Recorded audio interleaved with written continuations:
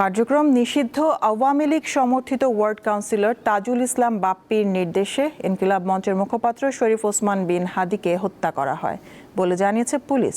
মঙ্গলবার ব্রিফিংয়ে পুলিশ জানায়, রাজনৈতিক প্রতিহিংসার কারণে নৃশংস এই হত্যাকাণ্ড। এই মামলায় 17 জনের নামে চার্জশিট দিয়েছে পুলিশ। ইনকিলাব মঞ্চের আহ্বায়ক শরীফ ওসমান বিন হাদির হত্যা মামলায় তদন্ত শেষে 17 জনের বিরুদ্ধে অভিযোগ দিয়েছে ঢাকা মহানগর গোয়েন্দা পুলিশ ডিবি। মামলাটি ডিবির নিকট তদন্তভার অর্পণ করা হয়। মঙ্গলবার ঢাকার চিফ মেট্রোপলিটন ম্যাজিস্ট্রেট আদালতে এই অভিযোগপত্র দাখিল করা হয়। পরে ডিএমপি মিডিয়া সেন্টারে সংবাদ সম্মেলনে বিষয়টি জানান ডিবির অতিরিক্ত কমিশনার শফিকুল ইসলাম।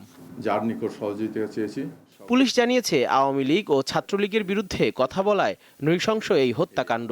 এর নির্দেশদাতা কার্যক্রম নিষিদ্ধ আওয়ামী লীগ সমর্থিত ওয়ার্ড কাউন্সিলর তাজুল ইসলাম বাপ্পি। সহায়তাকারী তদন্তেপ্রাপ্ত আসামি তাজুল ইসলাম চৌধুরী বাপ্পি পল্লবী থানা যুবলীগের সভাপতি ও ঢাকা উত্তর সিটি কর্পোরেশনের 6 নং ওয়ার্ডের আওয়ামী লীগ মনোনীত নির্বাচিত কাউন্সিলর ছিলেন। কাজে আসামিদের রাজনীতি পরিচয়, ভিকটিমের পূর্ববর্তী বিভিন্ন রাজনৈতিক বক্তব্য থেকে তদন্তে প্রকাশ পায় যে রাজনৈতিক প্রতিহিংসার কারণে শরীফ ওসমান হাদি ওরফে ওসমান গনিকে গুলি করে হত্যা করা হয়।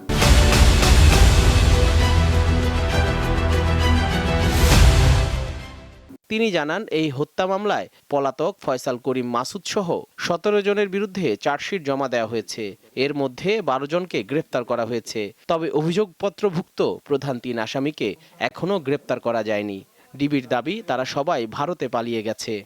মোট 17 জনের বিরুদ্ধে পেনাল কোডের 120-এর বি, 302, 201, 109 এবং 34 ধারায় অপরাধ প্রাথমিকভাবে প্রমাণিত হয়। উল্লেখিত আসামিদের বিরুদ্ধে বর্ণিত ধারায় অভিযোগপত্র আজকে দাখিল করা হয়েছে। ঢাকা 8 আসনে স্বতন্ত্র প্রার্থী হিসেবে নির্বাচনে প্রতিদ্বন্দ্বিতা করতে গণসংযোগ চালাচ্ছিলেন ওসমান হাদি। গত 12 ডিসেম্বর জুমার নামাজের পর পুরানা পল্টনের কালভার্ট রোডে রিকশায় থাকা অবস্থায় তাকে মাথায় গুলি করে দুর্বৃত্তরা। পরে মোটরসাইকেলে পালিয়ে যায় হামলাকারীরা। 18 ডিসেম্বর চিকিৎসাধীন অবস্থায় সিঙ্গাপুরে মারা যান হাদি। জহিরুল মোহসান, দীপ্ত সংবাদ, ঢাকা।